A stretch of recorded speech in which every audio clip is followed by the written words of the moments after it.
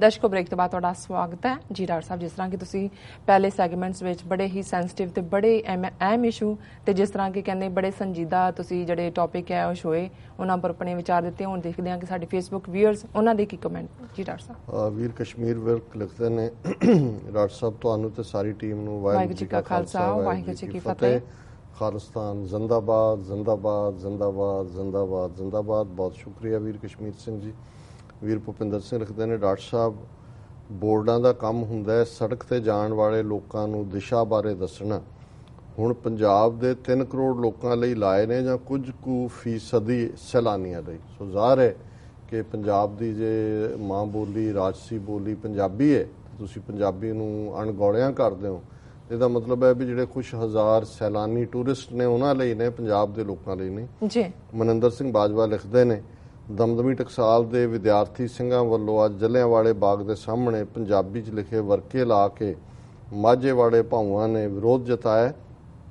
ਨਾਲ ਹੀ ਇਹਨਾਂ ਨੇ ਲਿਖਿਆ ਕਿ ਕੌਮਨਿਸਟ ਪੱਤਰਕਾਰ ਜਤਿੰਦਰ ਪੰਨੂ ਪੰਜਾਬ ਦਾ ਖਾ ਕੇ ਪੰਜਾਬੀ ਰੇਡੀਓ ਚੈਨਲਾਂ ਤੇ ਆ ਕੇ ਪੰਜਾਬੀ ਜ਼ਬਾਨ ਨੂੰ ਰੁਤਬਾ ਦਿਵਾਉਣ ਲਈ ਪੰਜਾਬੀ ਪੁੱਤਰਾਂ ਨੇ ਜੋ ਕੂਚੀ ਫੇਰੀ ਹਿੰਦੀ ਤੇ ਅੰਗਰੇਜ਼ੀ ਤੇ ਉਹਨਾਂ ਦਾ ਵਿਰੋਧ ਕਰਦਾ ਹੈ। ਸੋ ਜ਼ਾਹਰ ਹੈ ਜਦੋਂ ਤੁਸੀਂ ਕੌਮ ਨਸ਼ਟ ਹੀ ਕਹਿ ਦਿੱਤਾ, ਔਰ ਇਹ ਸ਼ਬਦ ਸੰਤ ਭਿੰਡਰਾਂਵਾਲੇ ਯੂਜ਼ ਕਰਦੇ ਇਸ ਇਹਨਾਂ ਲਈ ਵੀ ਕੌਮ ਨਸ਼ਟ ਹੈ, ਕੌਮ ਨੂੰ ਨਸ਼ਟ ਕਰਨ ਵਾਲੇ ਨੇ, ਇਹ ਕੌਮ ਦੇ ਹਿੱਤੂ ਨਹੀਂ ਨੇ। ਸੋ ਇਹ ਕੋਈ ਸ਼ਬਦ ਜਿਹੜਾ ਆਪਣੇ ਆਪ ਦੇ ਵਿੱਚ ਇਹਨਾਂ ਸਾਰਿਆਂ ਦੀ ਜਿਹੜੀ ਹੈ ਉਹਨਾਂ ਦੇ ਕਰੈਕਟਰ ਨੂੰ ਬਿਆਨ ਦਿੰਦਾ। ਵੀਰ ਸੁਖਵਿੰਦਰ ਸਿੰਘ ਰਿਆਤ ਲਿਖਦੇ ਨੇ, ਵਾਹਿਗੁਰੂ ਜੀ ਕਾ ਖਾਲਸਾ ਵਾਹਿਗੁਰੂ ਜੀ ਕੀ ਫਤਿਹ। ਡਾਕਟਰ ਸਾਹਿਬ ਤੇ ਭੈਣ ਜੀ, ਕੈਪਟਨ ਨੇ ਆਪਣੇ ਗੰਦੇ ਖੂਨ ਦਾ ਫਰਜ਼ ਨਿਭਾਉਂਦੇ ਹੋਏ ਇੱਕ ਵਾਰ ਫੇਰ ਸਿੱਖ ਵਿਰੋਧੀ ਭਾਵਨਾਵਾਂ ਦਾ ਪ੍ਰਗਟਾਵਾ ਕੀਤਾ ਹੈ। ਇਹਨੇ ਆਪਣੇ ਰਹੀ ਸਹੀ ਇੱਜ਼ਤ ਵੀ ਗਵਾ ਲੈਣੀ ਹੈ। ਭਗਵੰਤ ਮਾਨ ਤੇ ਚੀਮਾ ਤਾਂ ਪਹਿਲਾਂ ਹੀ ਪਤਾ ਹੈ ਕਿ ਹਿਜ਼ ਮਾਸਟਰਸ ਵੌਇਸ ਵਾਲੇ ਵਾਂਗਰ ਮੂੰਹ ਅੱਡ ਕੇ ਭੌਂਕਦੇ ਰਹਿੰਦੇ ਨੇ। ਅਮਰਿੰਦਰ ਦਾ ਵੀ ਪਤਾ ਸ਼ੁਰੂ ਤੋਂ ਹੀ ਸੀ, ਸਿਰਫ ਇਹ ਜੂਨ 84 ਚ ਅਸਤੀਫਾ ਦੇਣ ਦੀ ਗੱਲ ਦੇ ਥੱਲੇ ਕੁਛ ਦਾ ਪਾਰਟ ਲੁਕਿਆ ਹੋਇਆ ਸੀ। ਲੇਕਿਨ ਜ਼ਾਹਰ ਹੈ ਕਿ ਵੀ ਅਲਟੀਮੇਟਲੀ ਚੁਬਾਰੇ ਦੀ ਇੱਟ ਚੁਬਾਰੇ ਲਈ ਤੇ ਮੋਰੀ ਦੀ ਮੋਰੀ ਲਈ ਹੈ, ਉੱਥੇ ਹੀ ਗਿਆ ਹੈ ਜਿੱਥੇ ਕਿ ਇਹਦੇ ਪੁਰਖੇ ਬਿਲੋਂਗ ਕਰਦੇ ਨੇ ਜੀ।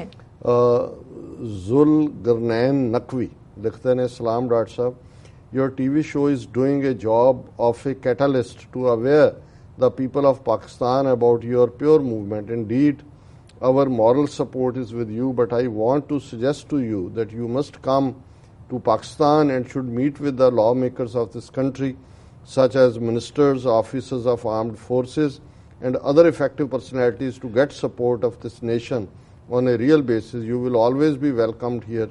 Thanks and best wishes.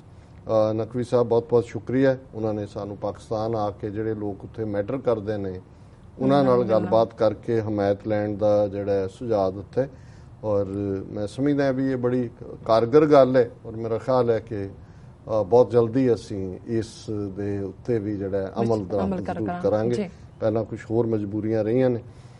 ਵੀਰ ਅਮਨਦੀਪ ਸਿੰਘ, ਵਾਹਿਗੁਰੂ ਜੀ ਕਾ ਖਾਲਸਾ ਵਾਹਿਗੁਰੂ ਜੀ ਕੀ ਫਤਿਹ। ਵੀਰ ਭੁਪਿੰਦਰ ਸਿੰਘ, ਹਰਵਿੰਦਰ ਸਿੰਘ ਹਰਮੋਇਆ, ਚਮਕੌਰ ਸਿੰਘ ਸੰਧੂ, ਦਲਜੀਤ ਸਿੰਘ, ਸਤਿੰਦਰ ਸਿੰਘ, ਇਹਨਾਂ ਸਾਰਿਆਂ ਨੇ ਫਤਿਹ ਵੀ ਲਿਖੀ ਹੈ ਔਰ ਖਾਲਿਸਤਾਨ ਜ਼ਿੰਦਾਬਾਦ ਦੀ ਗੱਲ ਵੀ ਕੀਤੀ ਹੈ ਜੀ। ਔਰ ਮੇਰਾ ਖਿਆਲ ਹੈ ਵੀ ਅੱਜ ਦੂਸਰਾ ਵਿਸ਼ਾ ਤਾਂ ਨਾ ਹੀ ਟੱਚ ਕਰੀਏ, ਹਾਂ ਵਕਤ ਵੱਲ ਮੈਂ ਦੇਖ ਰਿਹਾ, ਪਰ ਮੈਂ ਦੂਜੇ ਸੈਕਸ਼ਨ ਦੇ ਕਾਮੈਂਟ ਸੈਯਦ ਹਾਂ ਉਹਨਾਂ ਦਾ ਮੈਂ ਨਕਵੀ ਸਾਹਿਬ ਦਾ ਮੈਸੇਜ ਪੜ੍ਹ ਦਿੱਤਾ ਹੈ। Ranjot Singh, Amarinder Singh, Gulzar Singh Tohra, very good very good, ਉਹਨਾਂ ਸਾਰਿਆਂ ਨੇ ਇਸ ਨੂੰ ਕੰਪਲੀਮੈਂਟ ਕੀਤਾ ਜੀ। ਔਰ ਜਿਹੜੇ ਫਿਰ ਨਕਵੀ ਸਾਹਿਬ ਨੇ ਇਸ ਤੀਸਰੇ ਸੈਕਸ਼ਨ 'ਚ ਵੀ ਉਹੀ ਮੈਸੇਜ ਦੁਹਰਾਇਆ, ਮੈਂ ਆਲਰੇਡੀ ਹੁਣ ਆਪਣਾ ਵਿਚਾਰ ਦੇ ਦਿੱਤਾ ਹੈ। ਰਾਜਾ ਡੇਨੀਅਲ ਸ਼ਾਹਬੀਰ ਜੰਜੂਆ, ਖਾਲਿਸਤਾਨ ਜ਼ਿੰਦਾਬਾਦ। ਡਾਕਟਰ ਸਾਹਿਬ ਤੁਸੀਂ ਪਾਇੰਦਾਬਾਦ, ਬਹੁਤ ਸ਼ੁਕਰੀਆ ਔਰ ਸਾਰੇ ਵੀਰਾਂ ਦਾ ਬਹੁਤ ਬਹੁਤ ਸ਼ੁਕਰੀਆ, ਸਾਨੂੰ ਹਮੇਸ਼ਾ ਹੌਸਲਾ ਦਿੰਦੇ ਨੇ। ਤੇ ਮੇਰਾ ਖਿਆਲ ਹੈ ਕਿ ਵੀ ਹੁਣ ਤੁਸੀਂ ਅੱਜ ਦਾ ਵਿਚਾਰ ਸਾਡੇ ਦਰਸ਼ਕਾਂ ਨਾਲ ਸਾਂਝਾ ਕਰ ਦਿਓ। ਅੱਜ ਦੇ ਵਿਚਾਰ ਲਈ ਅਸੀਂ ਪੰਜਵੇਂ ਪਾਤਸ਼ਾਹ ਦਾ ਸੂਹੀ ਰਾਗ ਦਾ ਸ਼ਬਦ, ਸੂਹੀ ਮਹੱਲਾ ਪੰਜਵਾਂ। ਘਟ ਘਟ ਅੰਤਰ ਤੁਮੈ ਬਸਾਰੇ, ਸਗਲ ਸਮਗਰੀ ਸੂਤ ਤੁਮਾਰੇ, ਤੂੰ ਪ੍ਰੀਤਮ ਤੂੰ ਪ੍ਰਾਨ ਆਧਾਰੇ, ਤੁਮ ਹੀ ਪੇਖ ਪੇਖ ਮਨ ਬਿਗਸਾਰੇ ਰਹਾਓ, ਅਨਕ ਜੋਨ ਪ੍ਰਮ ਪ੍ਰਮ ਪ੍ਰਮ ਹਾਰੇ, ਓਟ ਗਹੀ ਅਬ ਸਾਧ ਸੰਘਾਰੇ, ਅਗਮ ਅਗੋਚਰ ਅਲਖ ਅਪਾਰੇ, ਨਾਨਕ ਸਿਮਰੈ ਦਿਨ ਰਹਿ ਨਾਰੇ ਜੀ। ਸੋ ਪੰਜਵੇਂ ਪਾਤਸ਼ਾਹ ਦਾ ਸੂਹੀ ਰਾਗ ਦਾ ਇਹ ਸ਼ਬਦ, ਇਸ ਦਾ ਸੈਂਟਰਲ ਇਹੀ ਹੈ ਕਿ ਤੂੰ ਪ੍ਰੀਤਮ ਤੂੰ ਪ੍ਰਾਨ ਆਧਾਰੇ, ਤੁਮ ਹੀ ਪੇਖ ਪੇਖ ਮਨ ਬਿਗਸਾਰੇ ਰਹੋ। ਵਿਗਸਣਾ ਹੁੰਦਾ ਹੈ ਖੁਸ਼ ਹੋਣਾ, ਆਨੰਦ 'ਚ ਹੋਣਾ ਕਿ ਹੇ ਵਾਹਿਗੁਰੂ ਤੂੰ ਮੇਰਾ ਪਿਆਰ ਹੈ, ਮੇਰਾ ਪ੍ਰੀਤਮ ਹੈ, ਤੂੰ ਹੀ ਮੇਰੇ ਜੀਵਨ ਦਾ ਆਸਰਾ ਹੈ, ਮੇਰੇ ਜ਼ਿੰਦਗੀ ਦੀ ਓਟ ਹੈ, ਤੂੰ ਹੀ ਮੇਰਾ ਆਸਰਾ ਹੈ, ਆਧਾਰ ਹੁੰਦਾ ਹੈ ਜਿਹਦੇ ਤੇ ਸਭ ਕੁਝ ਖੜਾ ਹੁੰਦਾ ਹੈ। ਔਰ ਤੁਹਾਨੂੰ ਹੀ ਦੇਖ ਕੇ ਹੇ ਵਾਹਿਗੁਰੂ ਤੁਮ ਹੀ ਪੇਖ ਪੇਖ ਮਨ ਬਿਗਸਾਰੇ। ਜਦੋਂ ਮੈਂ ਤੁਹਾਨੂੰ ਦੇਖਦਾ, ਹੁਣ ਦੇਖਣਾ ਜ਼ਾਹਰਾ ਤੌਰ ਦੇ ਉੱਤੇ ਜਦੋਂ ਰੱਬ ਦੀ ਯਾਦ ਤੁਹਾਡੇ ਅੰਦਰ ਹੁੰਦੀ ਹੈ, ਤੁਸੀਂ ਇਬਾਦਤ ਦੇ ਵਿੱਚ ਜੁੜਦੇ ਹੋ, ਆਪਣੇ ਰੱਬ ਨੂੰ ਯਾਦ ਕਰਦੇ ਹੋ, ਤੇ ਫਿਰ ਜਿਹਨੂੰ ਤੁਸੀਂ ਯਾਦ ਕਰਦੇ ਹੋ ਉਹਦੇ ਵਰਗੇ ਤੁਸੀਂ ਹੁੰਦੇ ਜਾਂਦੇ ਹੋ, ਉਹਦੇ ਵਰਗੇ ਗੁਣ ਤੁਹਾਡੇ ਅੰਦਰ ਆਉਂਦੇ ਨੇ, ਔਰ ਉਹਦੀ ਯਾਦ ਹੀ ਤੁਹਾਨੂੰ ਜਿਹੜੀ ਹੈ ਉਹ ਆਪਣੇ ਇੱਕ ਆਨੰਦ ਦੇ ਵਿੱਚ ਲੈ ਜਾਂਦੀ ਹੈ। ਔਰ ਘਟ ਘਟ ਅੰਤਰ ਤੁਮੈ ਬਸਾਰੇ, ਹੇ ਵਾਹਿਗੁਰੂ ਤੁਸੀਂ ਹਰ ਦਿਲ ਦੇ ਵਿੱਚ ਵਸਦੇ ਹੋ, ਹਰ ਥਾਂ ਜਿੱਧਰ ਮੈਂ ਦੇਖਦਾ ਹਰ ਥਾਂ ਤੁਸੀਂ ਵਸਦੇ ਹੋ। ਸਗਲ ਸਮਗਰੀ ਸੂਤ ਤੁਮਾਰੇ, ਹੁਣ ਸੂਤ ਕਹਿੰਦੇ ਨੇ ਧਾਗੇ ਨੂੰ, ਸਮਗਰੀ ਹੈ ਸਾਰੀ ਕਾਸਮੋਸ, ਯੂਨੀਵਰਸ, ਸੰਸਾਰ, ਗੈਲੈਕਸੀਜ਼। ਜਦੋਂ ਅਸੀਂ ਪੜ੍ਹਦੇ ਹਾਂ ਤੂੰ ਠਾਕੁਰ ਤੁਮ ਪੇ ਅਰਦਾਸ, ਜੀਓ ਪਿੰਡ ਸਭ ਤੇਰੀ ਰਾਸ, ਤੁਮ ਮਾਤ ਪਿਤਾ ਹਮ ਬਾਰਕ ਤੇਰੇ, ਤੁਮਰੀ ਕਿਰਪਾ ਮੈਂ ਸੂਖ ਕਨੇਰੇ, ਕੋਏ ਨਾ ਜਾਣੇ ਤੁਮਰਾ ਅੰਤ, ਉੱਚੇ ਤੇ ਉੱਚਾ ਭਗਵੰਤ, ਸਗਲ ਸਮਗਰੀ ਤੁਮਰੇ ਸੂਤਰ ਧਾਰੀ।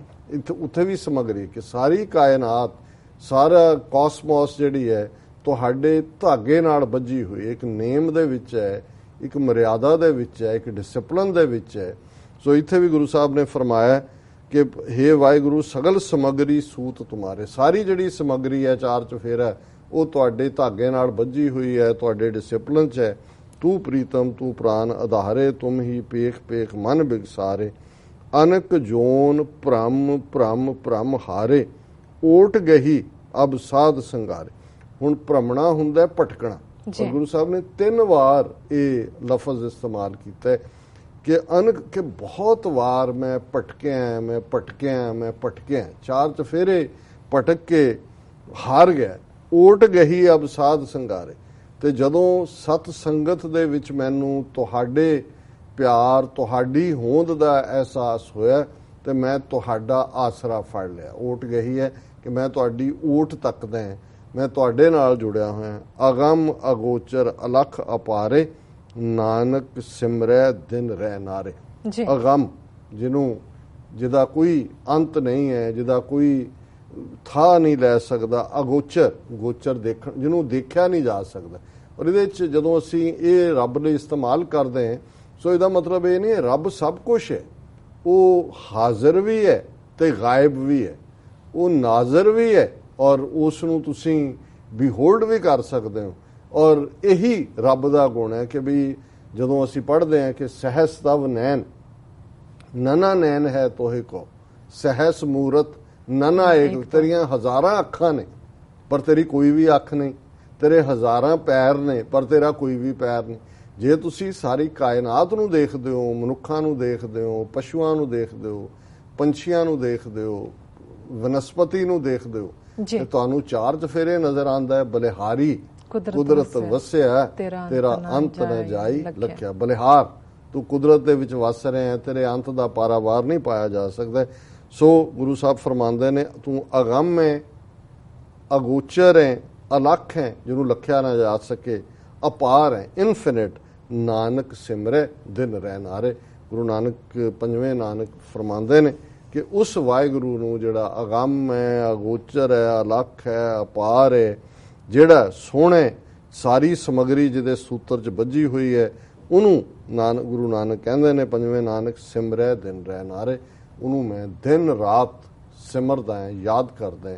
ਇਹ ਸਾਡੇ ਲਈ ਸਬਕ ਹੈ ਕਿ ਭਾਈ ਉਸ ਵਾਹਿਗੁਰੂ ਨੂੰ ਯਾਦ ਕਰੋ ਜਿਹੜਾ ਘਟ ਘਟ ਦੇ ਵਿੱਚ ਵਸਦਾ, ਸਾਰੀ ਸਮਗਰੀ ਜਿਸ ਦੇ ਧਾਗੇ 'ਚ ਬੱਝੀ ਹੋਈ ਹੈ ਔਰ ਸਾਰੀ ਕਾਇਨਾਤ ਜਿਸ ਦੀ ਕੀਤੀ ਹੋਈ ਹੈ, ਔਰ ਉਸ ਵਾਹਿਗੁਰੂ ਨੂੰ ਹਮੇਸ਼ਾ ਯਾਦ ਕਰੀਏ। ਜੀ ਡਾਕਟਰ ਸਾਹਿਬ ਇੱਥੇ ਲੈਣੇ ਆਪਣੀ ਵਿਊਅਰਸ ਕੋਲੋਂ ਇਜਾਜ਼ਤ। ਵਿਊਅਰਸ ਸਾਡੇ ਪ੍ਰੋਗਰਾਮ ਦਾ ਸਮਾਂ ਇੱਥੇ ਸਮਾਪਤ ਹੁੰਦਾ। ਤੁਸੀਂ ਆਪਣੀ ਰਾਏ ਤੇ ਸੁਝਾਅ ਸਾਨੂੰ ਭੇਜਣਾ ਭੁੱਲਣਾ ਸਾਡੇ ਇਸ ਪਤੇ ਤੇ SOS@tv84.tv ਤੇ। ਅਸੀਂ ਆਪਣਾ ਪ੍ਰੋਗਰਾਮ ਲੈ ਕੇ ਫਿਰ ਦੁਬਾਰਾ ਹਾਜ਼ਰ ਹੋਵਾਂਗੇ। ਤਦ ਤੱਕ ਲਈ ਮੈਨੂੰ ਤੇ ਆਪਣਾ ਸੁਣਾ ਗਿਆ ਦਿਓ। ਦੇਖਦੇ ਰਹੋ TV84। ਬੁਲਾ ਦਿਓ ਫਤਿਹ। ਵਾਹਿਗੁਰੂ ਜੀ ਕਾ ਖਾਲਸਾ, ਵਾਹਿਗੁਰੂ ਜੀ ਕੀ ਫਤਿਹ।